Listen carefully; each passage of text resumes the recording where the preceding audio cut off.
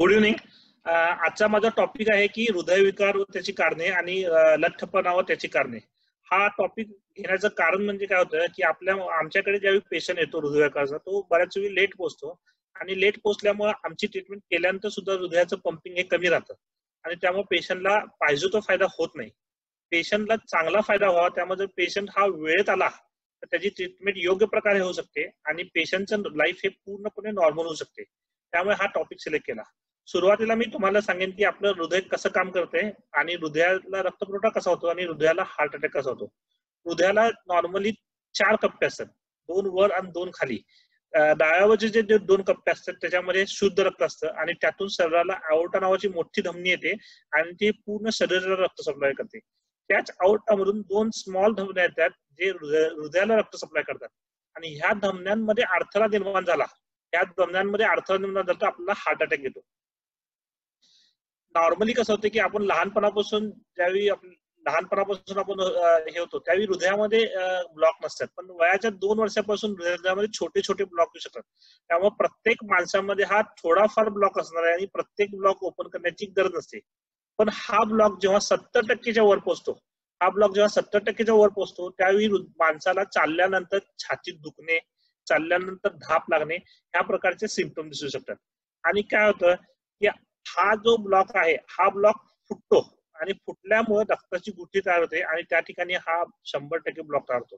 आणि ज्यावेळी हा ब्लॉक 100% होतो, या ठिकाणी तुम्ही ही हृदयाची उजवी नाडी आहे, त्याला राईट करोनरी आर्टरी असे म्हणतात आणि ही हृदयाची नाडी ओपन केल्यानंतर, त्यामुळे ज्यावेळी हा रक्तपुरवठा 100% बंद होतो त्यावेळी पेशंटला हार्ट अटॅक आला असं म्हटलं जाते. ज्यावेळी रक्ताचा हृदयपुरवठा 20 मिनिट पेक्षा जास्त काळ बंद राहतो त्यावेळी हृदयाची जे स्नायू असतात त्याचा मृत्यू होतो. पण कसं आहे की God is great, Allah is great, त्याप्रमाणे ह्या आपल्याला कोलॅटरल नावाचे व्हेसल असतात, त्यामुळे आपल्याला कधी कधी 6 ते 12 तास वेळ मिळतो. त्यामुळे पहिल्या 6 ते 12 तासात जर पहिला 1 तास सगळ्यात महत्वाचा, 1 तासात जर ट्रीटमेंट झाली पेशंटची, ओके, तर पेशंटला काही नाही, पंपिंग पूर्णपणे नॉर्मल राहते.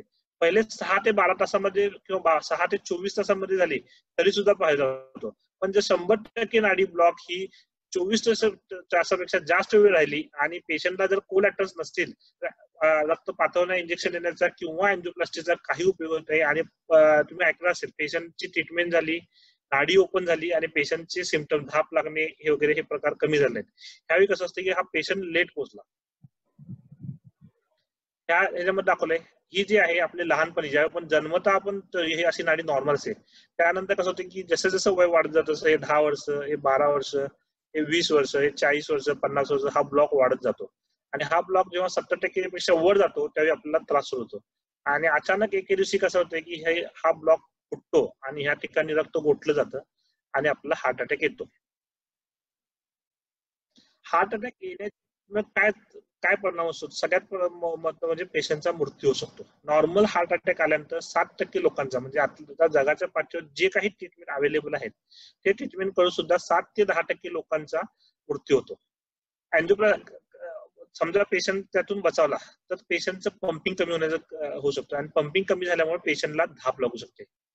जसा पेशंटच्या हृदयाच्या नाडीमध्ये गुठळी होते तशीच गुठळी पेशंटच्या हृदयाच्या आत होऊ शकते आणि ती हृदयाची गुठळी जर हृदयातून बाहेर पडली तर पेशंटला पॅरालिसिस होणे, किंवा पोटात गुठळी गेली तर पोटाचं पॅरालिसिस होणे, किंवा पायात गुठळी गेली तर पायाचा पॅरालिसिस होणे, या प्रकारचे होऊ शकतं. किंवा किडनीमध्ये गेलं तर किडनी फेल होणे होऊ शकतं. तसेच पंपिंग कमी झाल्यामुळे ब्लड प्रेशर कमी होतं आणि ब्लड प्रेशर कमी झालं आयर्नचा ब्लड सप्लाय कमी होतो. त्यामुळे तुम्ही ऐकलं असेल हार्ट अटॅक आल्यानंतर पेशंटची सुरुवातीला किडनी खराब झाली, पेशंटची शुद्ध गेली, त्यामुळे पंपिंग कमी झालं, पेशंटचं बीपी कमी झालं आणि त्यामुळे पुढचे परिणाम झाले. पेशंटला हार्ट अटॅक येण्याची कारणे काय? ओके, सगळ्यात महत्वाचं कारण जर आताच्या जगात विचार केला तर स्मोकिंग, डायबिटीस, हायपरटेन्शन, वाढलेले वजन आणि कोलेस्ट्रॉल लेवल वाढलेले, या 5 गोष्टी आहेत. बऱ्याच गोष्टी अनुवंशिक वगैरे हे प्रकार आहेत, पण ते अनुवंशिक एकदम कमी आहेत. आपल्याला 2 प्रकारच्या कारणामुळे हार्ट अटॅक होतो, एक म्हणजे ॲक्वायर्ड आणि एक म्हणजे जेनेटिक. जेनेटिक कॉजेस किंवा जे आपण बदलू शकत नाही, म्हणजे कसं आहे की आपण म्हणजे पुरुषांमध्ये हार्ट अटॅक जास्त येतो. त्यामुळे पेशंटचं जे आपण हे म्हणजे जर पेशंट पुरुष असेल तर त्याला हार्ट अटॅकचे चान्सेस स्त्रियांपेक्षा जास्त असतात. त्यामुळे हे आपण बदलू शकत नाही. नंतर पेशंटचं वाढतं वय, पेशंट ज्यांचं वय 40-50 क्रॉस होतं त्यामुळे त्यांना हार्ट अटॅक येण्याचं कारण वाटतं. पेशंटचं वय आपण बदलू शकत नाही. जर पेशंटच्या आई वडिलांना हार्ट अटॅक आला असेल, दोन्ही आई वडिलांना, तर पेशंटला हार्ट अटॅक येण्याचे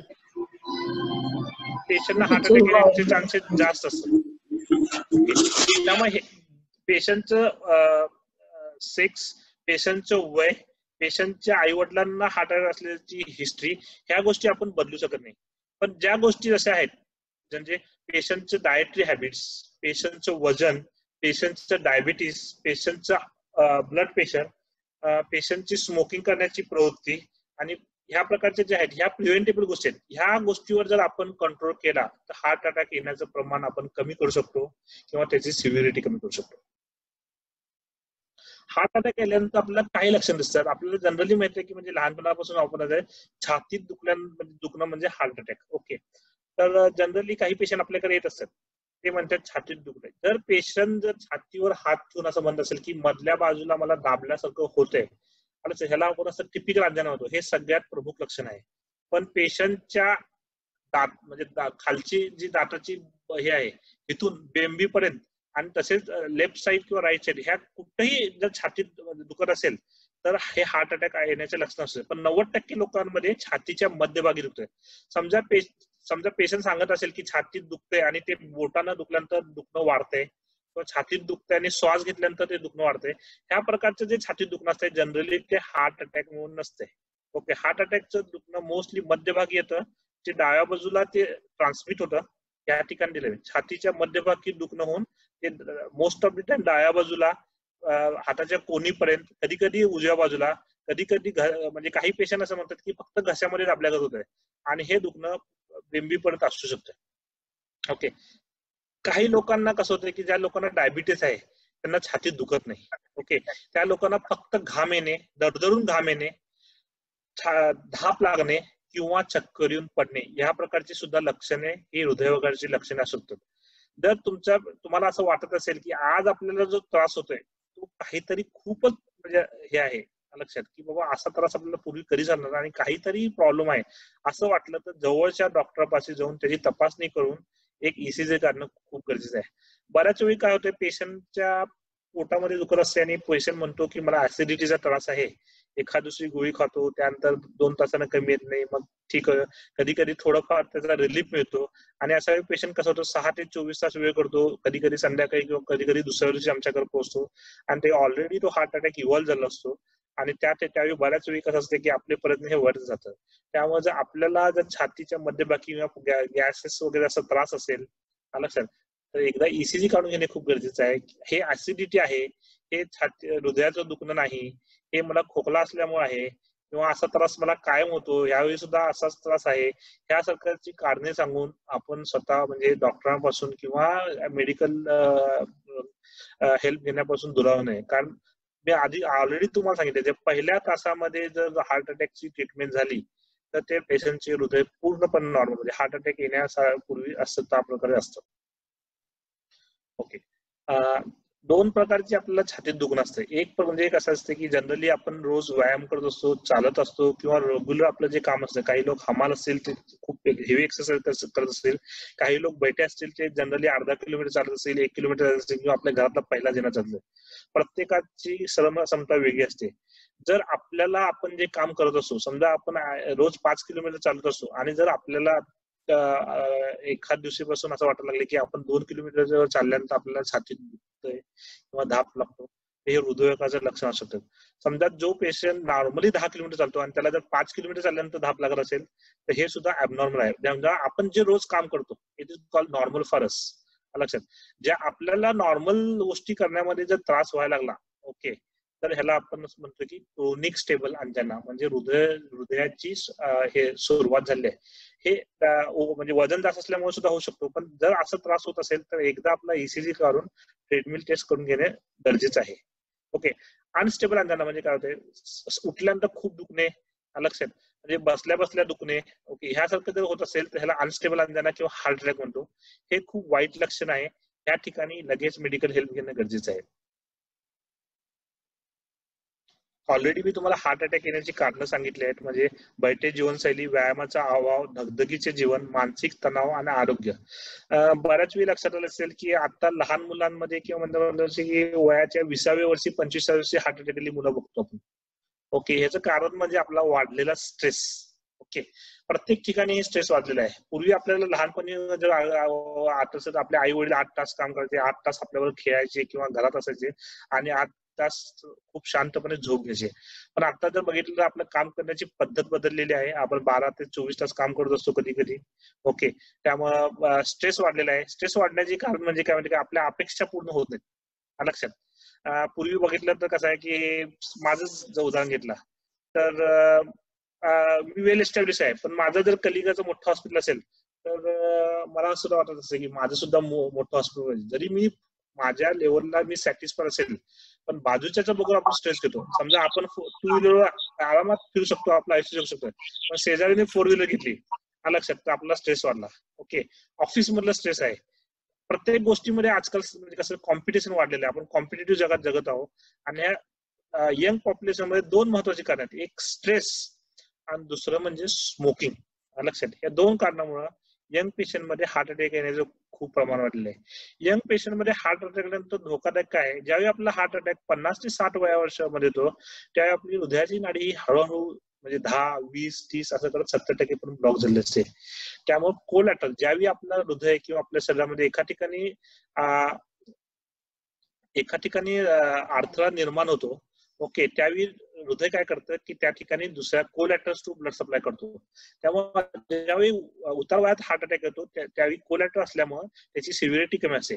पण ज्यावेळी 20 ते 40 वर्षाच्या आत हार्ट अटॅक येतो त्यावेळी कोलॅटरल्स प्रकार हा डेव्हलप झाला नसतो आणि त्यामुळे 100% नाडी ब्लॉक झाली तर दुसरा कुठलाही म्हणजे हृदयाला रक्त पिण्याचा पर्याय नसतो आणि त्यावेळी जो हार्ट अटॅक असतो तो खूप सिव्हिअर प्रकारचा असतो आणि त्यामुळे हृदयाचं पंपिंग कमी होण्याचं प्रमाण खूप जास्त असतं. त्यामुळे आपण आपली स्ट्रेस मॅनेजमेंट शिकली पाहिजे. लक्षात, त्यानंतर आपण आपले टार्गेट्स डिसाईड केले पाहिजे आयुष्यातले. लक्षात, प्रत्येक जण हा सचिन तेंडुलकर होऊ शकत नाही, प्रत्येक जण हा राहुल द्रविड होऊ शकत नाही. आलं लक्षात. त्यामुळे प्रत्येकाने आपल्या योग्यतेनुसार आपल्याला म्हणजे प्रत्येकाला वाटते आपला मुलगा डॉक्टर व्हावा, आपला मुलगा इंजिनियर व्हावा, आपला मुलगा वकील व्हावा, पण आपल्या मुलांमध्ये ज्या गोष्टी चांगल्या आहेत त्याच्या ते ओळखा. अंडरस्टँड, कारण त्या कसं काही लोकांमध्ये मुलगा हा गणितात हुशार असतो, तो चांगला इंजिनियर शकतो, काही लोक सायन्स मध्ये हुशार असतो, तो चांगला डॉक्टर असतो, पण काही लोक खेळामध्ये हुशार असतो, तो पुढे जाऊन सचिन तेंडुलकर शकतो. काही लोक म्हणजे प्रत्येक मुलामध्ये काही ना काही चांगली गोष्ट असते. आणि त्या जर गोष्टीला वाव दिला तर पुढं लाईफ मध्ये स्ट्रेस होण्याचं प्रमाण वाढेल आणि यंग पेशंट मध्ये हार्ट अटॅक येण्याचं प्रमाण कमी होईल. हे जर तुम्हाला लक्षात ठेवायचं असेल तर ऑलरेडी एकदा मी परत इन्युमरेट करतो ते हार्ट अटॅक येण्याची कारण काय आहेत. व अनुवंशिक इतिहास असणे म्हणजे आई वडिलांना हार्ट अटॅक आलेला असणे, मधुमेह रुग्ण असणे व उच्च रक्तदाब असणे. उच्च रक्तदाब म्हणजे काय, जर आपलं बीपी 140 किंवा 90 पेक्षा 2 वेळा म्हणजे एक आठवड्याच्या गॅपनं 2 वेळा जर आपलं बीपी 140-90 पेक्षा जास्त असणे, कंडिशन काय आहे, तुम्ही अर्धा तास आराम केला असावा बीपी घेण्याच्या आधी, बसलेल्या स्थितीत असावा किंवा झोपलेल्या, आयडियली बसलेला असावं. ओके, त्यानंतर स्मोकिंग, अल्कोहोल किंवा स्ट्रेस ह्या गोष्टीपासून म्हणजे ह्या गोष्टी तुम्ही 1 ते 1.5 तासासाठी घेतल्या, जर असं सगळं करून जर तुमचं बीपी 190 किंवा 140 आणि 90 पेक्षा जर जास्त असेल तर तुमचं बीपी जास्त आहे. तुम्हाला एक तर लाईफस्टाईल मॉडिफिकेशन, एक्सरसाइज, स्मोकिंग किंवा अल्कोहोल हे जर असतील तर ते बंद करणं आणि एवढं करून सुद्धा जर 3 महिन्यात ब्लड प्रेशर कंट्रोल येत नसेल तर औषध घेऊन ते ब्लड प्रेशर कंट्रोल करणे गरजेचं आहे. रक्तातील कोलेस्ट्रॉलचं प्रमाण जास्त असते. सिंपल सांगतो म्हणजे एक गोष्ट असं, LDL लो डेन्सिटी लायपोप्रोटीन हे जर 190 पेक्षा जर जास्त असेल तर त्याची ट्रीटमेंट करणं गरजेचं आहे. जेव्हा तुमचं 18 वर्षापेक्षा जास्त आहे आणि LDL हा प्रकार 190 पेक्षा जास्त असेल तर पहिल्या 3 महिन्यात एक्सरसाइज आणि डाएटनं जर हे कमी नाही आलं तर तुम्हाला लिपिड लोअर करणाऱ्या गोळ्या घेणे गरजेचं आहे. ओके, ओबेसिटी सगळ्यात महत्वाचं कारण जर आता ह्याच्यामध्ये बघितलं होतं की ओबेसिटी का वाढलेली आहे लक्षात. ओबेसिटी करण्याची कारण बरोबर आहेत, मी तुमच्या ह्या लेक्चरच्या एला पण आपल्याला आपलं वजन जास्त आहे हे माहिती असणं सुद्धा गरजेचं आहे ना. तर सिंपल फॉर्म्युला सांगतो मी तुम्हाला, जर तुमची हाईट इन सेंटीमीटर, तुमची हाईट जर 150 सेंटीमीटर असेल त्यातून 100 मायनस करा म्हणजे 50 किलो हे वजन तुमच्यासाठी आयडियल आहे. म्हणजे 50च्या वर असणं गरजेचं आहे. त्याच्यातून 10% मायनस करा. म्हणजे 45 ते 50 वजन हे तुमच्यासाठी आयडियल आहे. ह्याचं जर वजन जास्त असेल तर त्याच्यामध्ये कॅटेगरी आहेत की ओबेसिटी 1, 2, 3 त्याच्यावर. जर तुमची हाईट 180 सेंटीमीटर आहे तर तुमच्यासाठी 80 किलो हे अप्पर लिमिट आहे तुमच्या वजनाचं. त्यामुळे सिंपल, आता प्रत्येकाने जेवढे लोक आहेत तेवढे कॅल्क्युलेट करा तुमची हाईट किती सेंटीमीटर आहे आणि त्यातून 100 हे वजा करा. जर असेल तर त्याच्या वरचं जे वजन आहे ते तुम्हाला diabetes, blood pressure, heart attack, पक्षाघात, किडनीचे विकार, लेडीज मध्ये मंथली सायकल प्रॉब्लेम होणे आणि मुलं न होणे, गरोदरपणा न होणे, थायरॉइडचा प्रॉब्लेम, ह्या सर्व प्रकारच्या हे होतात. म्हणजे आपल्याला पूर्वी सांगितले गेले की आजाराची सुरुवात ही आपल्या तोंडापासून होतो, यात काही चुकीचे नाही. जर आपण आपल्या म्हणजे जेवणावर कंट्रोल ठेवलं, ओके, आणि जर आपलं आपण वजन कंट्रोल केलं तर आपण डायबिटीज, ब्लड प्रेशर आणि बऱ्याच आजारापासून मुक्तता मिळू शकतो. आणि हे जर कंट्रोलमध्ये असतील आणि जर तुमचं रेग्युलर 40 ते 45 मिनिट एक्सरसाइज असेल तर तुम्हाला हार्ट अटॅक येण्याचे प्रमाण हे 90 ते 95% कमी येतं. लहानपणी जर तुम्ही बघितलं असेल, म्हणजे मी आता माझं वय 37 वर्ष आहे, माझ्या लहानपणी म्हणजे मी 10 वर्षाचा असताना जर 1990 काळी जर विचार केला तर पूर्ण गल्लीमध्ये एक माणसाला कोणाला डायबिटीस असेल, ओके, म्हणजे माहिती हा त्यांना डायबिटीस आहे. आज जर विचार केला तर प्रत्येक घरी 1 किंवा 2 लोक डायबिटीसचे आहेत. ह्याचं कारण काय?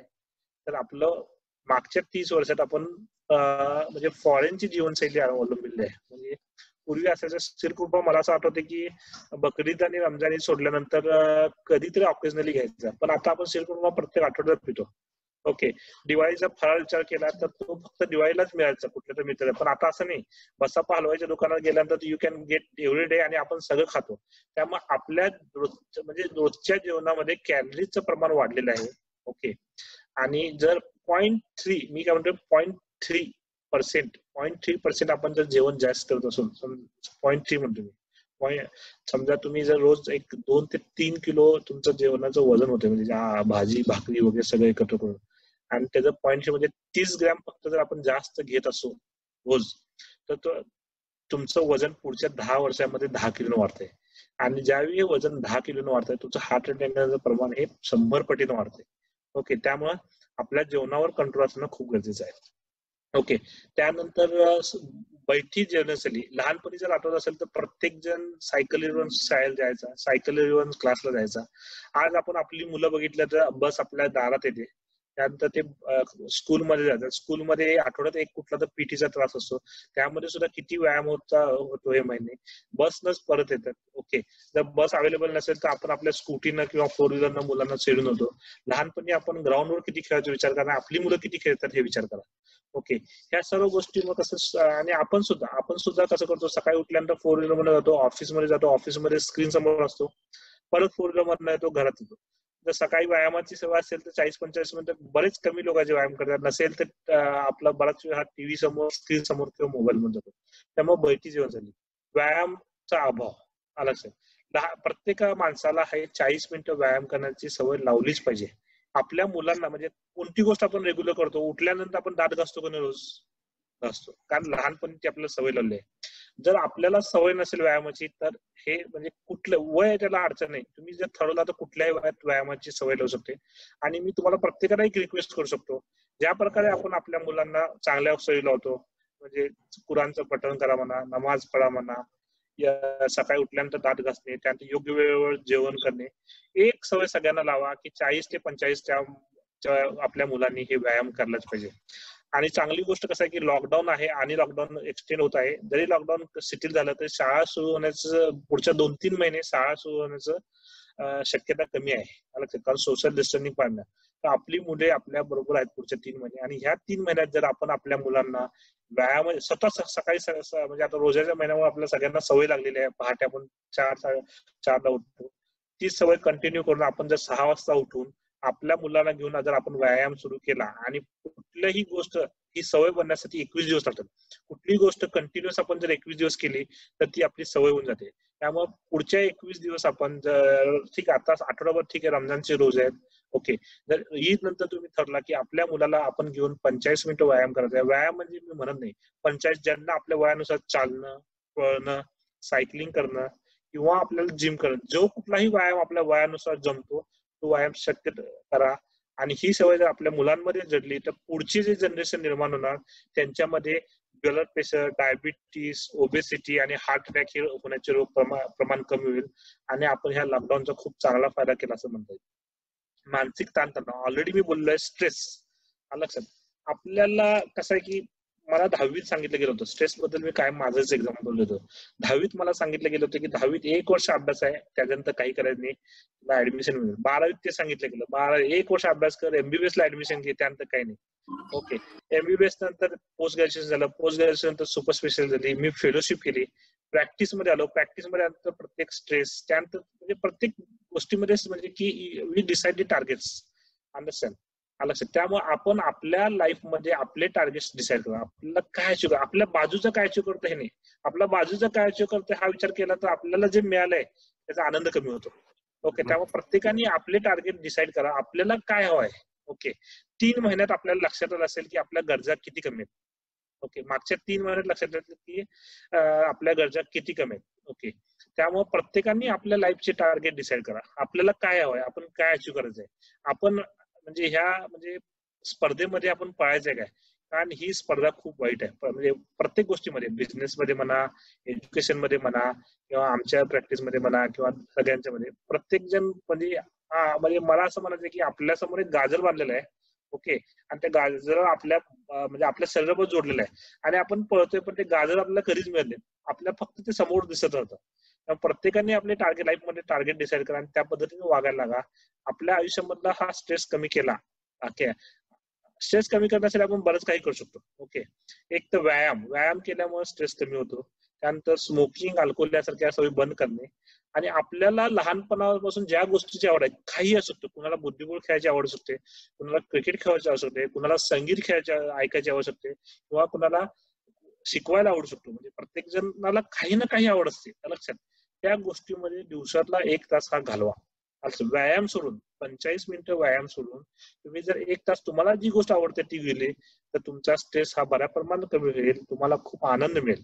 लक्षात. आणि आता बघतो बऱ्याच वेळी यंग पेशंटना जेव्हा हार्ट अटॅक होतो त्यांना कसलीही सवय नसते, त्यांना डायबिटीस नसतं, हायपरटेन्शन नसतं, वेट अगदी नॉर्मल असतं, चांगल्या फॅमिलीमधून असतात, पण जर नंतर विचार सगळी व्यवस्थित माहिती घेतली तर कळते की त्यांना कुठल्या तर गोष्टीचे स्ट्रेस आहे. आणि स्ट्रेस आल्यामुळे हार्ट अटॅक येण्याचे प्रमाण हे 50 पटीने वाढतं. अयोग्य आहार लक्षात. आपण आजकाल काय झालंय की प्रत्येक गोष्ट ही आपल्याला तयार पाहिजे. आता तुम्ही मागच्या 3 महिन्यात जर विचार केला असेल, प्रत्येकाचं वजन, ओके, म्हणजे माझ्या ज्या ऑब्झर्वेशन मध्ये पेशंट आहेत माझे, तर प्रत्येकाचं वजन 1-2 किलो, 3 किलो, 1 किलो कमी झालं आहे. कारण आपण बाहेरचं फास्ट फूड खाणं बंद केलं आहे. ओके, बाहेरचे जंक फूड बंद केलंय. शीतपेय म्हणजे जे म्हणतो थम्सअपच्या बाटलीवर कोणी कधी वाचले का की 100 ग्रॅम मध्ये आपण किती कॅलरीज घेतो. ऑन ॲव्हरेज कुठलीही जर शीतपेय घेतली तर प्रत्येक 100 मिली मध्ये आपण 55 किलो कॅलरी घेतो. समजा आपण दिवसात जर अर्ध्या लिटरची बाटली पित असेल तर 250 किलो कॅलरीज एक्स्ट्रा घेतो. आपल्या रोजच्या किलो कॅलरीची रिक्वायरमेंट किती आहे? 1500 ते 1600. जर तुम्ही खूपच एक्सरसाइज करत असाल तर 2000 ते 3000. ओके, आपल्याला 1200 ते 1500 किलो कॅलरीज हे सफिशियंट आहेत. ओके, पण जर आपण ज्यावेळी जंक फूड घेतो, म्हणजे आपण ज्यावेळी शीतपेय घेतो किंवा चहा विचार केला तर 1 कप चहा मध्ये 80 किलो कॅलरीज असतात. ओके, जर आपण 5 ते 6 कप चहा घेत असेल तर 300-400 किलो कॅलरी फक्त चहामध्ये जातो. त्यामुळे आपण प्रत्येक पेशंटला मी जर विचारलं म्हणते, नाही सर मी 2च जेवतोय, मी अर्धी चपाती जेवतोय, मी 1 चपाती जेवतोय, तरी माझं वजन वाढतंय. मला लहानपणी एकच शिकवलं गेलं, बाटलीमध्ये जर पाणी भरत असेल तर वर्ण ओतल्यानंतर पाणी भरतंय, त्याशिवाय बाटलीमध्ये पाणी भरलं जात नाही. आणि बाटलीमधलं पाणी कमी करत असेल तर त्याला कुठून तर छिद्र असलं पाहिजे. त्यामुळे मी पेशंटला सांगतो, जर तुमचं वजन वाढत असेल तर 2च कारण आहे. एक तर तुमचं कॅलरी इंटेक जास्त आहे, नसेल तर तुमचं एक्सरसाइज कमी आहे. ओके, त्यामुळे आपण विचार करा आपण काय काय खातो, म्हणजे अननोइंगली काय काय खातो मध्ये 2 जेवणाच्या मध्ये, आणि त्यामुळे ते कॅलरीज एक्स्ट्रा जातात आणि आपलं वजन वाढतं. तसेच हार्ट अटॅक म्हणजे आपण बघितलं तर लहानपणी पालेभाज्या वगैरे मुबलक खायचो, पण आता कसं जंक फूड खाल्ल्यात, पनीर, बऱ्याच गोष्टी आपण खात असतो. ओके, त्यामुळे हिरवे पालेभाज्या, तंतुमय पदार्थ कमी झालेत, त्यामुळे फायबर्स डाएट कमी झाले. फायबर डाएट कमी झाल्यामुळे कोलेस्ट्रॉलचं प्रमाण शरीरामध्ये वाढतं आणि त्यामुळे आपला हार्ट अटॅक येतो. ऑलरेडी डिस्कस केल्यामुळे धूमपान, मद्यपान, तंबाखू ही व्यसनं हार्ट अटॅक कारणीभूत आहेत. मद्यपानाबद्दल पूर्वी किंवा आता सुद्धा लोकांमध्ये गैरसमज आहे की आपण 1 पॅक 2 पॅक दारू पिल्यामुळे हार्ट अटॅक येण्याचं प्रमाण कमी होतं, पण हे चुकीचं आहे. लक्षात. एक स्टडी होता जो 1975 साली पब्लिश झाला होता, ज्यामध्ये रेड वाईन फ्रेंच पॉप्युलेशन मध्ये हार्ट अटॅक येण्याचं प्रमाण कमी करतं. पण तो स्टडी पुढे काही प्रूव्ह झाला नाही. त्यामुळं दारू पिल्यामुळं हार्ट अटॅक कमी होतो हा चुकीचा समज आहे. आणि दुसरं दुष्परिणाम म्हणजे फक्त तोंडापासून लिव्हर पर्यंत 10 प्रकारचे कॅन्सर होतात. लिव्हर खराब होतो, बऱ्याच गोष्टी आहेत. त्यामुळे बऱ्याच जे आपले गैरसमज आहेत ते सगळे. दुसरा गैरसमज आहे की स्मोकिंग केल्यामुळे आपलं वजन कंट्रोलमध्ये राहतं. स्मोकिंग केल्यामुळं आपला म्हणजे हार्ट अटॅक हा येतोच, पण स्मोकिंग केल्यामुळे आपलं वजन हे कमी होत नाही. लोक म्हणतात की स्मोकिंग पॅराडॉक्स, ओबेसिटी पॅराडॉक्स, ज्या लोकांमध्ये स्मोकिंग आहे त्यांच्यामध्ये ओबेसिटी कमी आहे, हा चुकीचा समज आहे. अशा प्रकारचे म्हणजे कसं आहे की कोणत्याही स्टडीचा थोडा पार्ट घेतला जातो आणि तो हायलाइट केला जातो. त्यासाठी त्या स्टडीचं पूर्णपणे विश्लेषण केलं जात नाही. त्यामुळे हा सुद्धा चुकीचा समज आहे. हार्ट अटॅक आल्यानंतर त्याचं निदान कसं करावे? सगळ्यात पहिला सिंपल गोष्ट आहे, तुम्हाला जर छातीत दुखत असेल तर सगळ्यात पहिली कोणती जर टेस्ट करायची असेल तर ईसीजी. कारण ईसीजी जर तुम्ही केला तरच तुम्हाला हार्ट अटॅकला हे करू शकतो. विदाउट ईसीजी हार्ट अटॅक आल्याचे समजत नाही. ब्लड चेक करणे, कोलेस्ट्रॉल चेक करणे, रक्तदाब चेक करणे ह्या दुय्यम प्रकारच्या आहेत. जर तुमच्या ईसीजी मध्ये जर दोष असेल, ईसीजी मध्ये हे तुम्हाला स्लाइड करणार नाही, पण ईसीजी मध्ये जर तुम्हाला जर दोष असेल तर तुमचा हार्ट अटॅक हा कुठल्याही मोठ्या इन्व्हेस्टिगेशन सुद्धा कळू शकतो. जे बाकीचे इन्व्हेस्टिगेशन आहेत ते सप्लिमेंटरी ते लागतात पुढच्या तपासण्या करण्यासाठी. पण जर तुम्हाला छाती दुखत असेल तर जवळच्या दवाखान्यात जावा, ईसीजी दाखवा. ईसीजी नॉर्मल असेल तर ठीक आहे, ईसीजी मध्ये दोष असेल तर कार्डिओलॉजिस्ट किंवा जवळच्या फिजिशियनचा सल्ला घ्या. टीएमटी टेस्ट कधी करतो आपण? ज्यावेळी आपल्याला छातीत दुखत असतो अचानकपणे, त्या ठिकाणी टीएमटी टेस्ट ही करणं कॉन्ट्राइंडिकेशन आहे, म्हणजे करू नये. लक्षात. समजा तुमचा हार्ट अटॅकची सुरुवात असेल तर कधी कधी तो हार्ट अटॅक वाढून मोठ्या हार्ट अटॅक होतो. पण समजा तुम्हाला मागच्या आठवड्यापासून किंवा मागच्या 2 महिन्यापासून रोजच्या चालण्यामध्ये, समजा पूर्वी तुम्ही 5 किलोमीटर चालत होता पण आता तुम्हाला 2 किलोमीटर चालल्यानंतर छातीत दुखतंय किंवा धाप लागते, त्या ठिकाणी तुम्ही अँजिओग्राफी करण्याच्या आधी टीएमटी टेस्ट ही सेफली करू शकता. कारण टीएमटी मध्ये जीव जाण्याची शक्यता ही लाखांमध्ये किंवा 10,000 मध्ये एक पेशंटची असते. त्यामुळे 9,999 लोकांमध्ये टीएमटी ही सेफ आहे. लक्षात. त्या प्रकारची लक्ष असेल तर तुम्ही टीएमटी करून घेऊ शकता. टीएमटी कसं असते, तुमचा बेसलाईन ईसीजी नॉर्मल असतो, पण तुम्हाला चालल्यानंतर धाप लागते किंवा चालल्यानंतर छाती दुखतो. त्यामुळे टीएमटी मध्ये आपण काय करतो, पेशंटला मशीनवर चालवतो आणि जर पेशंटला छाती दुखणं किंवा धाप लागणं असेल तर त्यावेळी तो ईसीजी कंटिन्युअसली रेकॉर्डिंग असतं आणि त्या ईसीजी मध्ये चेंजेस येतात. ह्या प्रकारचे चेंजेस आले, त्याला क्रायटेरिया आहेत, त्याच्यामध्ये सुद्धा माइल्ड, मॉडरेट, सिव्हिअर 3 प्रकारचे डिव्हिजन आहेत. त्यामुळे ज्या लोकांच्या टीएमटी मध्ये म्हणजे मॉडरेट टू सिव्हिअर प्रकारचे चेंजेस येतात त्या लोकांमध्ये आपण अँजिओग्राफीचा सल्ला देऊ शकतो. अगेन कोणतेही जर त्रास असेल तर माझं पहिलं, मला जे शिकवलं क्रोनिक स्टेबल, पहिला औषध उपचार ट्राय करा. औषध उपचारांनी जर तुमची धाप आणि छाती दुखणं कमी झालं तर तुम्ही अँजिओग्राफी टाळू शकता. इकोकार्डिओग्राफी म्हणजे आपण काय करतो? इकोकार्डिओग्राफी म्हणजे आपण हृदयाचं पंपिंग बघतो. ओके, मी तुम्हाला ऑलरेडी सांगितलं की हार्ट अटॅक आल्यानंतर हृदयाच्या पंपिंग मध्ये फरक पडतो, हृदयाच्या झडपा खराब होतात, त्यामुळे हृदयाच्या झडपामधून लीक होतो. आणि ह्या पंपिंग कमी असेल, हृदयाच्या झडपामध्ये लीक असेल किंवा काही ठिकाणी हृदय रप्चर झालं असेल तर पेशंटच्या जीवाला धोका वाढला असतो. त्यामुळे इमर्जन्सी हार्ट अटॅक होतो त्यावेळी आपण इको ह्या गोष्टीसाठी करतो.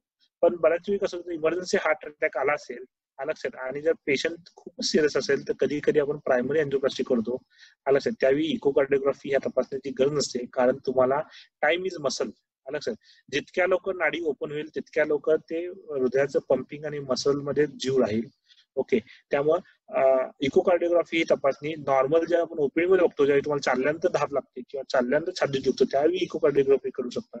पण जर तुम्हाला इमर्जन्सी असेल, इमर्जन्सी हार्ट अटॅक आला असेल तर ईसीजी काढल्यानंतर तुम्ही डायरेक्ट अँजिओप्लास्टी किंवा रक्तपातळ होणे या दोनपैकी एक गोष्टीचा निर्णय घेऊ शकता.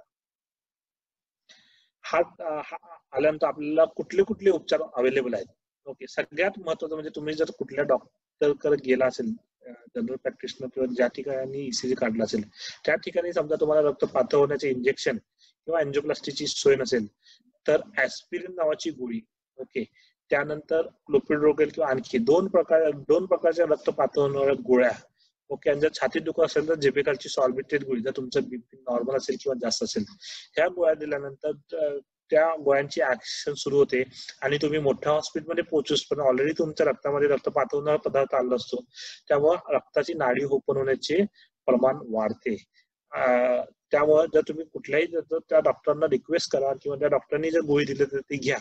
बऱ्याच वेळी कसं होतं की ज्यावेळी तुम्ही जनरल प्रॅक्टिशनरकडे जाता त्यावेळी ते गोळी द्यायचे टाळतात, कारण आजकाल कसं झालं की प्रत्येक गोष्टीमध्ये पेशंटचे हे डॉक्टरांचे हल्ले वाढले आहेत. त्यामुळे कसं असतं 60% लोकांचा जीव जातो म्हणजे हार्ट अटॅक आल्यानंतर ते पोहोचेपर्यंत. आणि ज्यावेळी लोकल डॉक्टर तुम्हाला गोळी देतात त्यावेळी काही लोकांना असं वाटतं की हा पेशंट आमचा या ठिकाणी गेला चांगला होता, डॉक्टरांनी काही गोळ्या दिल्या आणि तो हॉस्पिटलमध्ये पोहोचेपर्यंत गेला. डॉक्टरांनी गोळ्या ह्या दिल्या असतात त्या चांगल्या प्रकारे दिल्या असतात, पण आपला पेशंट हा सिरियस असल्यामुळे जाऊ शकतो. डॉक्टरांनी दिलेल्या गोळ्यामध्ये प्रत्येक गोळीचा साईड इफेक्ट असतो, पण कोणतीही गोळी ज्यावेळी बाजारात येतात त्या गोळीचा फायदा त्या साईड इफेक्ट पेक्षा जास्त असल्यासाठी बाजारात येत नाही. काही लोकांना दुष्परिणाम होऊ शकतात, पण बऱ्याच वेळी 99% लोकांना त्याचा फायदा होतो, त्यामुळे गोळ्या दिल्या जातात. समजा तो पेशंट हॉस्पिटलमध्ये पोहोचल्यानंतर 2 प्रकारचे आपल्याला ट्रीटमेंट अवेलेबल आहेत. एक म्हणजे रक्त पातळणारे इंजेक्शन देणं, आपण थ्रोम्बोलायसिस म्हणतो, आणि दुसरं म्हणजे इमर्जन्सी अँजिओग्राफी करून अँजिओप्लास्टी करणे. दोन्ही उपाय चांगले आहेत. तर जर तुम्ही पहिल्या तासभरामध्ये गेला असेल तर थ्रोम्बोलायसिस आणि अँजिओप्लास्टीचे दोन्हीचे रिझल्ट चांगले आहेत. जर तुम्ही पहिल्या 3 तासात पोहोचला तरी सुद्धा दोन्हीपैकी एक उपाय करू शकता. पण जर तुम्ही उशिरा गेला तर रक्त पातळणाऱ्या इंजेक्शनच्या इफिशियन्सी कमी जाते. कारण सिंपल आहे, रक्त ज्यावेळी गोठते, मी प्रत्येकाला एक्झाम्पल देतो, ज्यावेळी सिमेंटमध्ये आपण पाणी घालतो त्या प्रकारचे असतं. इनिशियली ते थोडं म्हणजे चिखलासारखं असतं, पण जसं जसं त्याचं कॉन्क्रीट होतं तसंच आहे. जर तुम्ही लवकर पोहोचला तर रक्त पातळणं इंजेक्शनचा परिणाम लवकर होतो आणि नाडी होईल. पण जर तुम्ही उशिरा पोहोचला तर ऑलरेडी त्या कॉन्क्रीट होण्याचं प्रमाण सुरू झालं असतं, त्यामुळे रक्त नाडी ओपन होण्याची शक्यता कमी असते. अँजिओप्लास्टी मध्ये काय करतो आपण, अँजिओप्लास्टी मध्ये आपण जातो, ब्लॉक आहे का नाही तो बघतो, त्याच्यामध्ये वायर घालतो, बलून घालतो आणि स्प्रिंग टाकतो. जर तुम्ही वर्ल्ड वाईड जर विचार केला तर प्रायमरी अँजिओप्लास्टी ही बेस्ट आहे. पण बऱ्याच वेळी कसं असतं की प्रायमरी अँजिओप्लास्टी हे उपाय आपल्या जवळपास अवेलेबल असला तरी पेशंटची मानसिक तयारी नसते, कधी कधी डॉक्टरची अवेलेबल नसते. जरी पेशंटची मानसिक तयारी झाली तर प्रत्येक वेळी म्हणजे फायनान्शियल इश्यू असू शकतो, सोशल इश्यू असतो, कधी कधी पेशंट त्या ठिकाणी पोहोचल्यामुळे ट्रॅफिकमुळे उशीर होऊ शकतो. ह्या बऱ्याच गोष्टी असतात.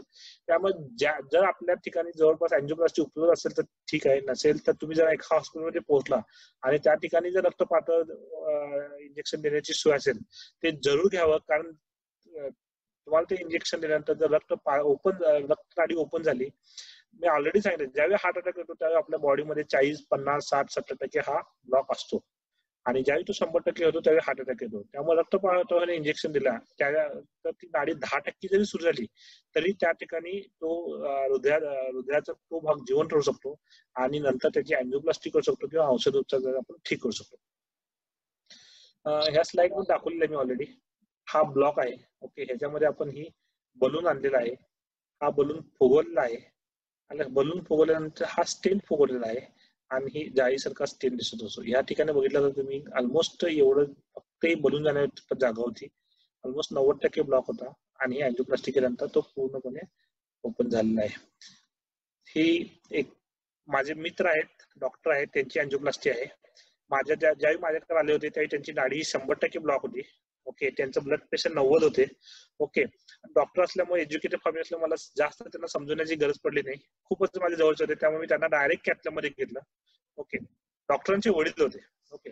आणि आय थिंक माझ्या फेसबुक पेजवर गेल्यानंतर तुम्हाला लक्षात येईल की ही नाडी 100% ओपन झाली आहे आणि ही सगळ्यात फास्टेस्ट अँजिओप्लास्टी आहे माझ्या लाईफ मधली, ओके.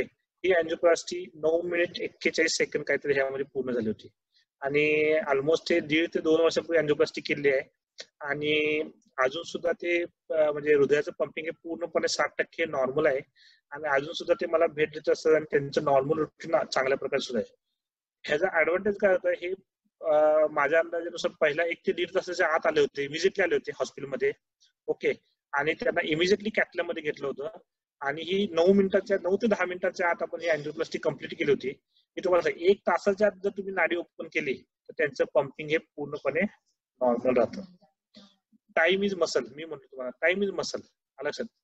कारण जर तुम्ही जितक्या लवकर नाडी ओपन करता, आयदर तुम्ही अँजिओप्लास्टी द्वारे करा किंवा रक्त पातळ होणारे इंजेक्शन द्वारे करा, जर तुमची नाडी लवकर ओपन झाली तर तुमचं पंपिंग चांगलं होतं. जसा जसा वेळ तुझं पंपिंग कमी होतं.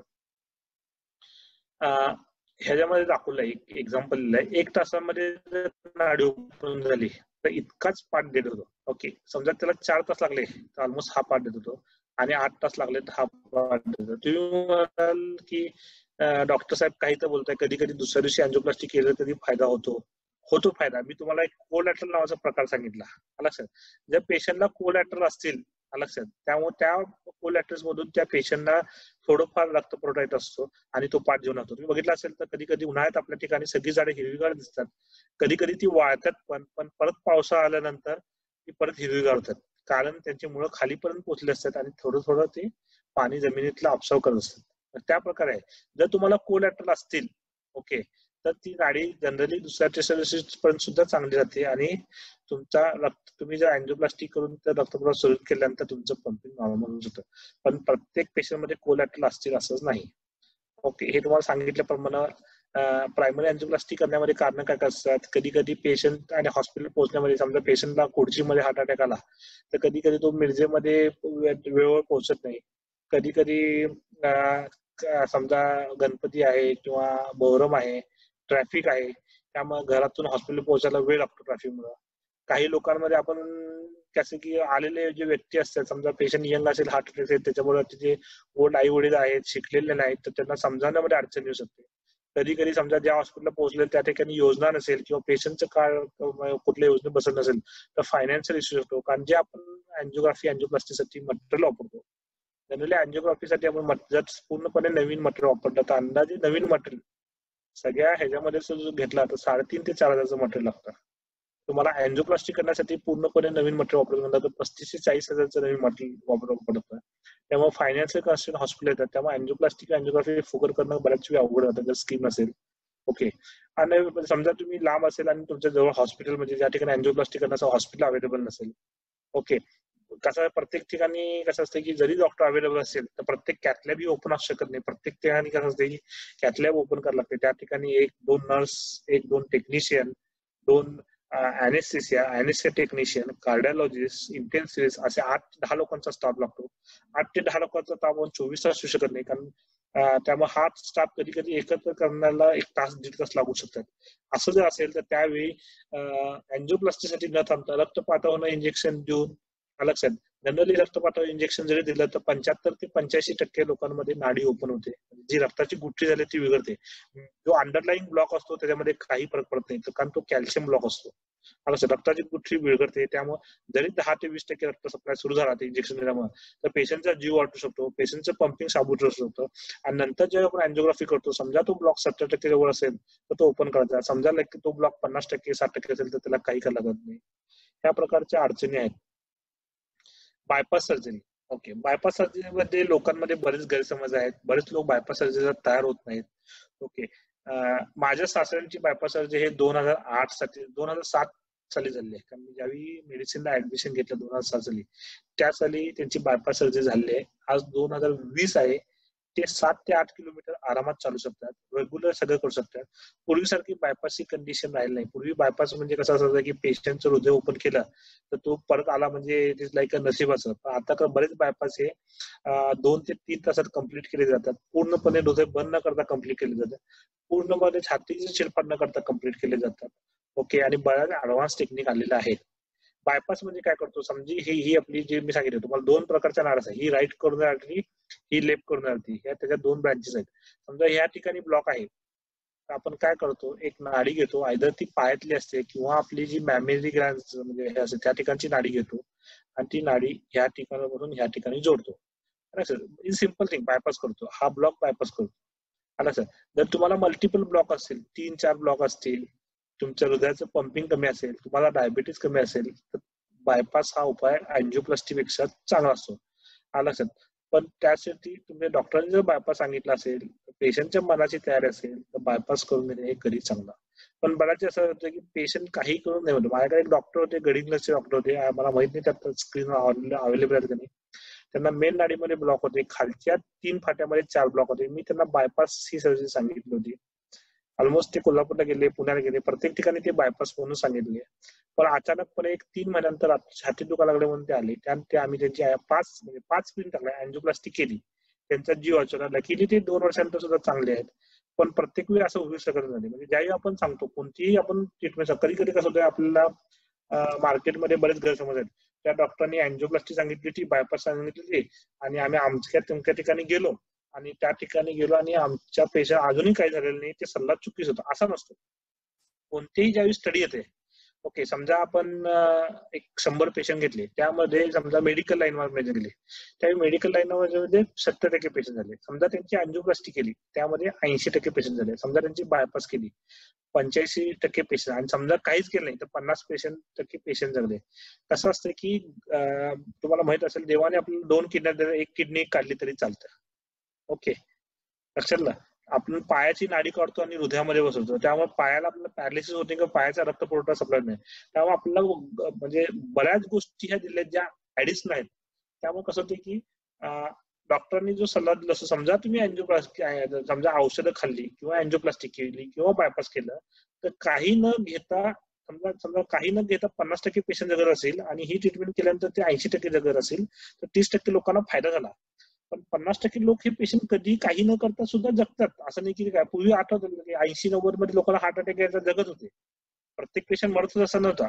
पण जसं जसं सायन्स ऍडव्हान्स गेलं तसं लक्षात आलं की ह्या लोकांमध्ये आपण ही औषधं दिली तर 10 ते 20% लोक जास्त असतात. समजा औषधांबरोबर अँजिओप्लास्टी किंवा बायपास हे ऑपरेशन दिलं तर आणि 10% लोक जगू शकतात. ओके, त्यामुळे जर डॉक्टरांनी सल्ला दिला असेल अँजिओप्लास्टी तर तो करून घेणं चांगला आहे. समजा तो करून न घेता सुद्धा तो पेशंट चांगला झाला तर डॉक्टरांनी दिला हा सल्ला चुकीचा होता असं नाहीये. बऱ्याच वेळी कसं होतं की बाबा काही लोक चिलेशन थेरपी बरेच माझे पेशंट येतात, चिलेशन थेरपी जातात आणि 3 महिन्यानंतर येतात, सर आम्हाला परत अँजिओग्राफी करायची, ब्लॉक गेले कधी बघायचे. अँजिओग्राफी करतो आपण, बऱ्याच वेळी ते ब्लॉक तसेच असतात, काही लोकांचे वाढले असतात, काही लोकांचे कमी सुद्धा झाले असतात. कारण ज्यावेळी अक्यूट कंडिशन मध्ये आपण तुम्हाला सांगितलं मी, आपण अँजिओग्राफी करतो त्या ठिकाणी रक्ताची गुठळी असते, पेशंटला छाती दुखत असतं, पेशंट स्ट्रेस मध्ये असतो, लक्षात. त्यामुळं म्हणजे आपल्या नाड्या ना नॅचरल टेंडन्सी आकुंचन पाण्याची नाड्या आकुंचन, त्यामुळे कधी कधी हा ब्लॉक जास्त दिसू शकतो. 1000% ब्लॉक कमी झाला किंवा ह्याच्यामध्ये म्हणजे ती चिलेशन थेरपी मुळे झाला असं नाहीये. चिलेशन थेरपी ही ऑलरेडी स्टडी झाली आहे ऑल ओव्हर वर्ल्ड आणि त्याचा ना फायदा ना बेनिफिट हे ऑलरेडी प्रूव्ह झालाय. तुम्ही विचार करा ना, चिलेशन थेरपी माझ्या ओपीडी मध्ये बाजूला सुद्धा मी सुरू करू शकतो, मला काय अडचण आहे. 1-2 डॉक्टर, असिस्टंट डॉक्टर ठेवावे लागतील, 1-2 नर्सिंग स्टाफ ठेवावा लागेल, पण ज्या गोष्टींचा फायदा नाही त्या म्हणजे कधी कधी त्या गोष्टींचा किडनीवर किंवा बाकी गोष्टीवर तोटा होऊ शकतो, त्या गोष्टी करू नये. ऑलरेडी म्हणजे काही लोक असतात, काही लोक अशा प्रकारचे औषध गेल्यानंतर ह्या ठिकाणी ठेवते. तर जर ती ट्रीटमेंट म्हणजे जग त्या ठिकाणी सगळे आलं असतं. म्हणजे काही ट्रीटमेंट काही ठिकाणी लोक जातात, ज्या असं म्हणजे काही ठिकाणी आपण ऐकतो ह्या ठिकाणी गेल्यानंतर कॅन्सर बरा होतो, त्या ठिकाणी गेल्यानंतर डायबिटीज बरा होतो. जर असं असतं तर पूर्ण जग त्या ठिकाणी आलं असतं ना, लक्षात. तर ती ट्रीटमेंट आपण मिरजेसारख्या ठिकाणी सुद्धा सुरू केली असती ना, आणि सोपी आहे ना, चिलेशन द्यायला काही वेळ लागत नाही. एक इंजेक्शन मध्ये ईडीटी हे इंजेक्शन घालायचं असतं आणि 2-3 तास ठेवायचं असतं पेशंटला, त्यानंतर पाठवायचं असतं. पण त्या गोष्टीचं ऑलरेडी सायन्स मध्ये 100, 150, 2000, 10,000 लोकांवर स्टडी झालेला आहे आणि 2 ग्रुपमध्ये त्यांना डिवाइड केलं. काही लोकांना दिलं, काही लोकांना दिलं नाही आणि त्यांना रँडमाइज कंट्रोल ट्रायल करून हे आपण प्रूव्ह केलेलं आहे की ह्या गोष्टीचा फायदा किंवा तोटा होत नाही. त्यामुळे या गोष्टींचा फायदाही होत नाही, तोटाही होत नाही. त्याला क्लास सी म्हणतो आपण. क्लास 1 आणि क्लास 2 इंडिकेशन मध्ये त्याचा फायदा होतो, क्लास सी होतो, त्यामुळे ती वापरू नये. ओबेसिटी वेळ आहे ना मला अजून बोलायला? आहे सर. ओबेसिटी म्हणजे लठ्ठपणा, ते समजून घ्या. ओबेसिटी म्हणजे लठ्ठपणा, म्हणजे ओबेसिटी ऑलरेडी मी सांगितलं. प्रत्येक जण काय करा, आपलं वजन सेंटीमीटर मध्ये कॅल्क्युलेट केलं असेल, प्रत्येकाला माहित असेल, त्यातून 100 वजा करा. आणि जर आपलं म्हणजे समजा 60 किलो आयडियल वजन असेल आणि आपलं जर 70 किलो असेल तर 10 किलो एक्स्ट्रा आहे, लक्षात. मी एक्झाम्पल देतो. जर आपल्या एका बैलगाडीमध्ये आपण जर 100 किलो वजन ठेवलंय, ओके, आणि त्या बैलगाडी ओढण्यासाठी एक बैल जर सफिशियंट आहे, ओके, आणि तेच जर वजन आपण दुपटीने वाढवले 10%, 20%, ते बैल लोड येणार ना. त्याच प्रकारे जर तुमचं वजन 60 किलो असेल, आयडियल तुम्ही 60 किलो असेल तर तुमच्या हृदयाला लोड येत नाही. जर तुमचं वजन 65 किलो झालं, 70 किलो झालं, 80 किलो झालं, ओके, तर हृदयाला लोड येतं, ओके, आणि त्याच्यामुळे ब्लड प्रेशर वाढतो. बऱ्याच वेळी तुम्ही बघितलं असेल, जाड लोक जे असतात त्यांना थोडंही चाललं तर धाप लागते. आणि कधी कधी आपण अँजिओग्राफी करतो त्यांची, कारण त्यांना ट्रेडमिलवर पळता येत नाही, त्यांचा इको नॉर्मल असतो, तरी सुद्धा धाप कमी येत नाही आणि अँजिओग्राफी नॉर्मल निघते, लक्षात. कधी कधी ह्याचं कारण काय, आपण वजन जास्त असल्यामुळे त्याला धाप लागत असते ना. ओके. जर US मधला जर तुम्ही विचार केला तर 19 म्हणजे आपल्याकडे इंडियाचा डाटा मी का सांगत नाही की इंडियाचा डाटा अवेलेबल नाही पूर्णपणे.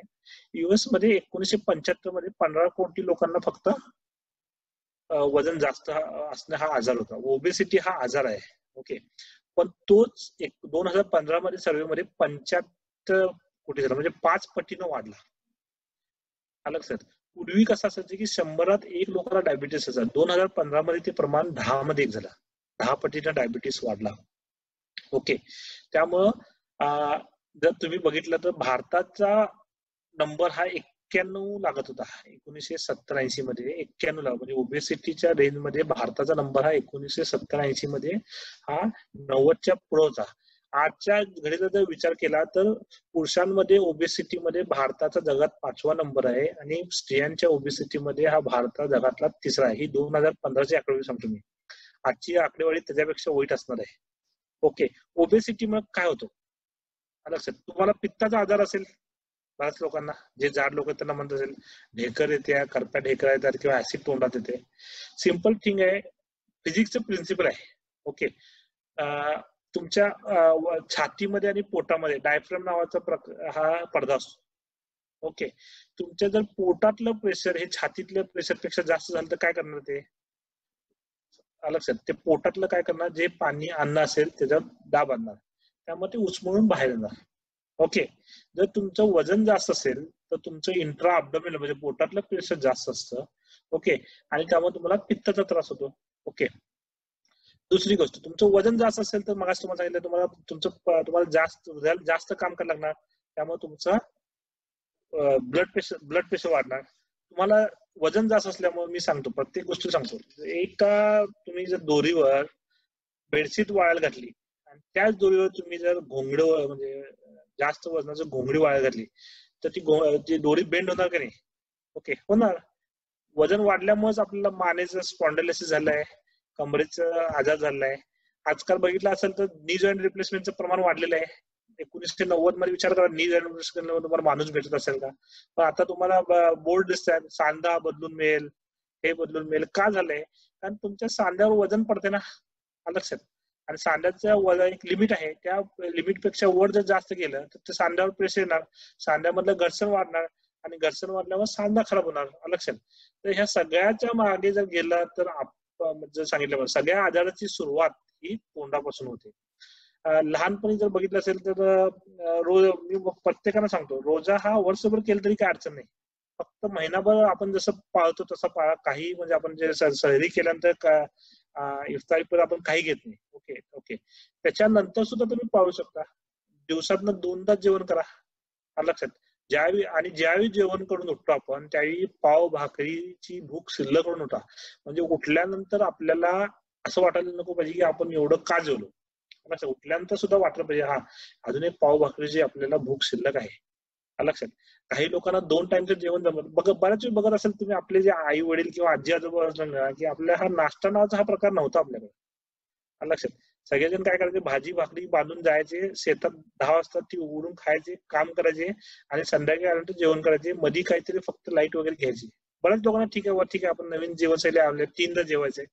3दा जेवलं तरी काय हरकत नाही, पण जेवढी भूक आहे तेवढीच जेवा, लक्षात.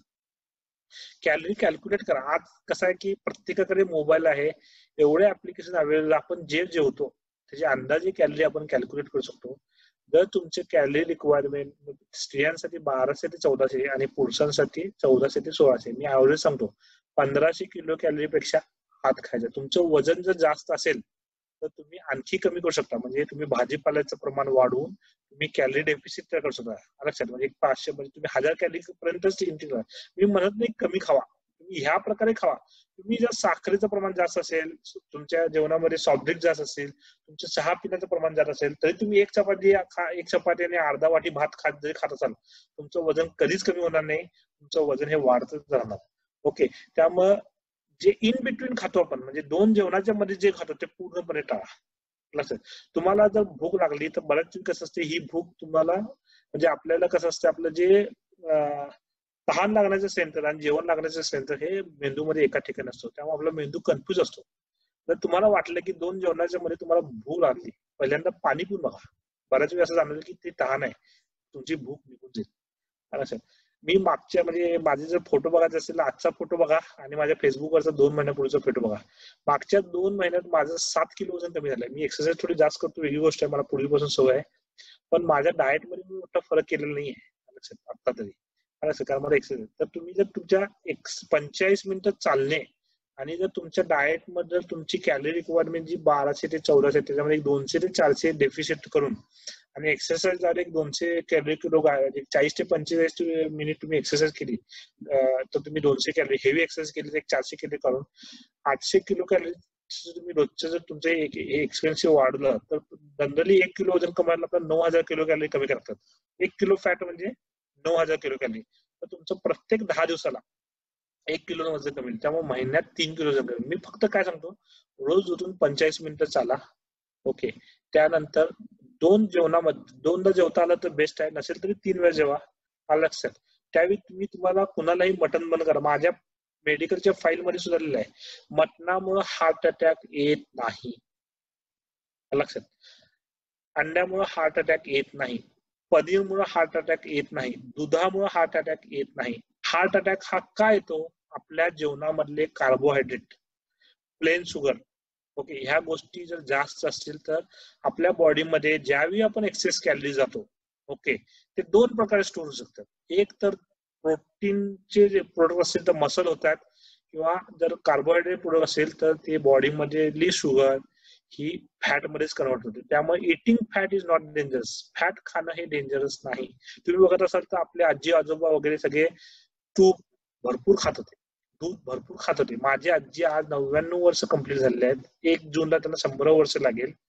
त्यांनी मला आठवत नाही की अजूनपर्यंत त्यांनी कधीही विदाउट तूप भात खाल्लेला आहे. नॉनव्हेजचा वास तरी लागतो त्यांना, रोज 1 डल्ली तरी लागते, लक्षात, तरी सुद्धा ते 99 वर्ष आहे, लक्षात. पण त्यांचं एक होतं की ते प्रमाणात खायचे, त्यांचे शारीरिक श्रम करायचे. ओके. त्यामुळे 45 मिनिट चालले, ओके, 2 जेवणामधले सगळे पदार्थ. तुम्हाला जर भूक लागत असेल, तुम्हाला सांगतो मी ऑप्शन देतो तुम्हाला काय खायचं. 2 जेवणामध्ये खायचं असेल तर पाणी प्या, लक्षात. एक ब्लॅक टी आवडत असेल तर ठीक आहे, नसेल तर फक्त चहाला जेवढा रंग येईल तेवढं दूध घाला, फक्त 10 ते 25%. ओके. त्यानंतर तुम्ही लागलं खूपच भूक लागली तर मध्ये टोमॅटो वगैरे पदार्थ खाऊ शकता. सफरचंद, पेरू ह्यासारखी अर्ध फळ खाऊ शकता, लक्षात. त्यामुळे तुम्ही कॅलरी रिक्वायरमेंट तुमची कमी करा.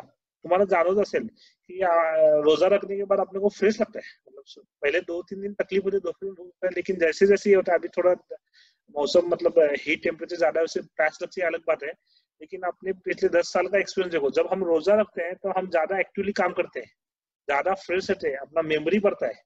ओके. तो यही प्रकार का रोजा हमने अगर अगले 3 महीने कंटिन्यू किया, ओके, जिसमें हम बीच में पानी पिएंगे चलेगा, ओके, लेकिन 2 बार ही खाएंगे. ओके. हम अभी कैसे कि जो ये करें तो अगले 3 महीने तो मैं आपको गारंटी देता हूँ आपका 8 से 10 किलो वजन कम होगा. उसमें जो लोगों को एक्सरसाइज करने की आदत है वो अगर एक्सरसाइज करते हैं तो और 1-2 किलो एक्स्ट्रा कम होगा. सब लोग अपना अगर वेट कंट्रोल करते हैं, नॉर्मल वेट लाते हैं, ओके, तो आपका डायबिटीज डेफिनेटली कंट्रोल हो जाएगा, इंसुलिन बंद हो जाएगा, ब्लड प्रेशर की गोली बंद हो जाएंगी. अगर आपको हार्ट अटैक आया नहीं है और आपका सिर्फ लिपिड बढ़ा है तो आपका लिपिड टोटली कंट्रोल हो जाएगा, लिपिड की गोली बंद कर सकते हैं. ओके. हार्ट अटैक आने के बाद लिपिड की गोली बंद नहीं करना चाहिए, क्योंकि उसका बेनिफिट है. अगर आपका लिपिड नॉर्मल होता है तो भी बंद नहीं करना चाहिए. ओके. तो मैं आपको सबको इतना बोलना चाहता हूँ कि अगले 3 महीने में ये इरादा करो कि जो रोजा हमने अभी रखा है उसी रोजे को अगले 3 महीने कंटिन्यू करना है और अपना वजन कंट्रोल में लाना है. वजन लाने की गुड इव्हनिंग सर. मध्ये सर बोलू नका, मेरा मध्ये बोलू नका, त्यांचं लेक्चर पूर्ण होऊन देईल, नंतर प्रश्न विचारा. कंटिन्यू करो सर. हाँ, तो ओबेसिटी लेने का कारण क्या था? मैंने आपने मुझे बोला था कि बाबा हार्ट पे बोलो, ओके, ऐसा, लेकिन उसके मूड पे घाव नहीं डालेंगे हम, समझे क्या? जैसे बहुत आपने इसमें बहुत लोगों को स्मोकिंग और इसकी आदत कम है, अल्कोहल की आदत कम है, ओके. उसके बाद में स्ट्रेस लेवल मैनेज कर सकते हैं हम, क्योंकि नमाज पढ़ने के बाद ऑटोमेटिकली स्ट्रेस कम हो जाता है, ओके. उसके बाद में शुगर, ब्लड प्रेशर और डिसलिपिडीमिया, ये 3 मेजर कॉजेज है हार्ट अटैक आने की. इन तीनों को अगर कंट्रोल करना है तो सबसे पहले अपना वेट कंट्रोल करना पड़ेगा. इनिशियली आपके जो मेडिसिन है वो मेडिसिन कंटिन्यू करो, जैसे जैसे आपका वेट कम होगा वैसे वैसे आपका sugar, lipid, blood pressure control आ जाएगा और धीरे धीरे एक एक गोलियां बंद कर देंगे। मैं मेरे अब्बा का एग्जांपल देता हूँ। मेरे अब्बा थोड़े हेवी एक्सरसाइज करते थे चाइल्डहुड में, उसके बाद में उनका एक्सरसाइज बढ़ गया और उनका वेट 100 केजी, पहलवान थे बचपन में, 100+ केजी वेट था। 96 में उनको पहली बार शुगर डिटेक्ट हुआ, 420, ओके 426 420 से कुछ शुगर था उनको। ओके, तो उन्होंने भी उसके बाद में डाइट वगैरह कंट्रोल किया और आज उनका वेट 70 के नीचे और उनका ऑलमोस्ट कुछ गोली नहीं है शुगर का। ओके, मेरे जो बड़े भाई हैं, उन 4 साल से बड़े हैं मेरे, उनका भी वजन थोड़ा बड़ा था, उनको भी शुगर रेट 300 के आसपास था। उन्होंने पिछले 1 साल में उन्होंने अपना वजन कंट्रोल किया, आज गोली बंद है उनका। समझ में आता है? तो ये सब चीजें जो है अपने खाने की वजह से होती है, खाने की वजह से वजन बढ़ता है और उसकी वजह से अपने को सब तकलीफ होती है। मतलब अगर अपना बचपन से हम अगर मतलब हम तो ठीक है आज से आदत डालेंगे, लेकिन अपने बच्चों को कैसे रहता है कि हम जाते हैं कहाँ तो शादी में गए, रिलेटिव घर गए तो फोर्स से खिलाते हैं, खाओ खाओ करके। मैं बोलता हूँ कि आज से क्या हुआ, फोर्स मतलब क्या होता है, ये सबसे आपने जो सबसे नजदीकी है, ये सबसे बड़े शत्रु है अपने, क्योंकि वो फोर्स करते हैं। जहाँ 1 चपाती खाना है हम 2-3 चपाती खाते हैं। ऐसे हफ्ते में 2-3 बार होने के बाद मैंने बोला कि 30 ग्राम अगर हमने ज्यादा खाया डेली तो अगले 10 से 30 साल में अपना वजन 10 से 30 किलो बढ़ता है और वो बहुत डेंजरस है। तो ये था बताने के लिए। ओबेसिटी वजन कम, हर कोई मेरे ओपीडी में आता है, सर बोलता है वजन कम करो, कुछ तो दवा दो। 1-2 गोलियां अवेलेबल है मार्केट में, लेकिन उनका उतना ज्यादा बेनिफिट नहीं है। मैं इनको एग्जांपल देता हूँ, अगर वजन करने का कोई आसान तरीका होता तो मैं मेरा वजन ज्यादा रहता था क्या? ओके, मतलब मैं डॉक्टर है कि भी मेरा वजन ज्यादा है, मैं कंट्रोल करना मेरा डिफिकल्ट है, मतलब मुझे कंट्रोल खाना करना है, लेकिन मुझे सलाह देना जरूरी है। और मैं एक बार वजन मेरा कम कर चुका हूँ 2011 में एक्सरसाइज और डाइट करके। उसके बाद में कैसा वापस मैं बोला ना, एग्जाम था, एग्जाम की वजह से एक्सरसाइज कम हो गया। उसके बाद में मिरज में आया, मिरज में आने के बाद प्रैक्टिस में आने के बाद प्रैक्टिस में एस्टेब्लिश होने के कारण मेरा एक्सरसाइज कम हो गया। लेकिन ये 3 महीने के लॉकडाउन में मुझे ये चीज ध्यान में आ गई कि अगर अपने को जो हमने लाइफ अपनी एंजॉय करनी है, अपने फैमिली के साथ ज्यादा दिन जिंदा रहना, हेल्दी हेल्दी जिंदा रहना है, ज्यादा दिन तक अगर जिंदा रहना है तो अपना वजन कंट्रोल करना जरूरी है, अपने रेगुलर एक्सरसाइज जरूरी है। ओके, मैं एक बार बोलता हूँ, अगर आप 100 रुपए कमाते हैं दिन में तो उसमें का 10% माइनस करो, 90 रुपए ही कमाओ, वो 10% एक्सरसाइज के लिए खर्चा करो।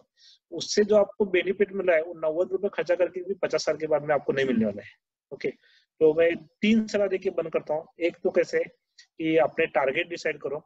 ओके, दूसरा ये कि 45 मिनट्स कुछ भी जो भी आपकी उम्र के हिसाब से होता है, सिंपल चलना, jogging, cycling, heavy weight lifting जो भी करना है आप ट्रेनर के साथ करो। और तीसरा 1 घंटा आपको जो भी पसंद है, कोई भी चीज रहने दो। ओके, ये बुद्धिबल खेलना रहने दो, ग्राउंड पे खेलना रहने दो, ये म्यूजिक ये करना रहने दो। आपको अगर मतलब क्या होता है, कुछ लोग आप रहते कि मतलब नमाज पढ़ते एक्स्ट्रा, कुरान पढ़ते एक्स्ट्रा, जो भी आपको जो भी पसंद है, जिसमें आपको बचपन में आपको लगता था कि ये चीज करने से मुझे मेरे दिल को सुकून मिलता है, मुझे अच्छा लगता है, वो चीज करो। तो कैसे कि अगर हम ये सब चीजें, मैं सिंपल बोल रहा हूँ, अगर इंडिया में के शक्कर खाने का प्रमाण कम हो गया, मतलब साकर कारखाने बंद कर दिए तो 50% हार्ट खाने का प्रमाण कम हो जाएगा। ओके, क्योंकि कैसे कि ये जो प्लेन शुगर है ना बहुत डेंजरस है।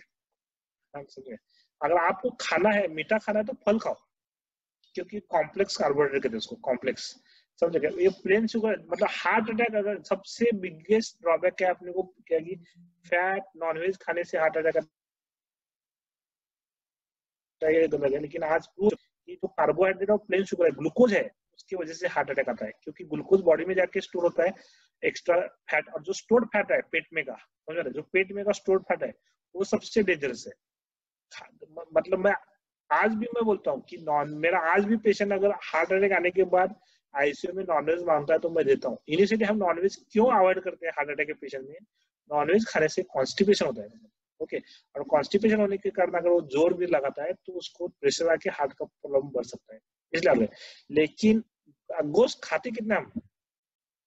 ऑन एन एवरेज 1 किलो गोश्त लाते हैं हफ्ते में हम, सैटरडे या जुम्मा दिन सुबह। ओके, उसमें घर में 5 लोग खाते हैं, सुबह शाम खाते हैं। मुझे लगता नहीं संडे में एक बार गोश्त पकाते शाम को बहुत सारे लोग कुछ तो दूसरा पकाते रहेंगे। ओके, तो हम 200 ग्राम गोश्त खाते हैं एवरेज हफ्ते में, और 200 ग्राम गोश्त के खाने से कुछ नहीं होता। वो 200 ग्राम गोश्त के साथ 4 चपाती या बिरयानी किया तो 2 किलो चावल खाते हैं। ओके, ये जो एक्स्ट्रा कार्बोहाइड्रेट खाते हैं ना, ये सबसे ज्यादा डेंजरस है। तो सब कुछ चाहिए तो मैं मेरे साइट पे डाइट चार्ट या क्या खाना चाहिए वो पब्लिश करने वाला हूँ। पिछले 3 महीने में बहुत रिसर्च किया मैंने। ओके, नेट पर भी बहुत सारे अवेलेबल है। तो सिंपल थिंग है कि कैलोरी रिक्वायरमेंट कंट्रोल करो, कार्बोहाइड्रेट शुगर खाना कम करो, फ्रूट्स, भाजीपाला, उसके बाद में दाल, अंडा, ये गोश्त, लेकिन सब प्रमाण में खाना चाहिए, कंट्रोल में। गोश्त आप कल जाके बोले डॉक्टर रियाज मुजर ने गोश्त खाने बोला है, 2 किलो गोश्त खा रहे हैं, इसका फायदा नहीं है। समझ में आता है? ये जो भी करना है चीज अगर वो कंट्रोल में की तो उसका फायदा हो जाएगा। शुक्रिया मुझे यहाँ बुलाने के लिए इस फोरम पे, और सब लोगों ने अच्छी तरह से मुझे सुना, कुछ डिस्टर्ब ना करते हुए। अगर कुछ भी आपको प्रॉब्लम रहेगा तो आप पूछ सकते हैं। ओके, अगर इससे ज्यादा अगर इंफॉर्मेशन चाहिए तो मेरा नाम डालेंगे गूगल पे तो मेरा वेबसाइट खुल जाएगा।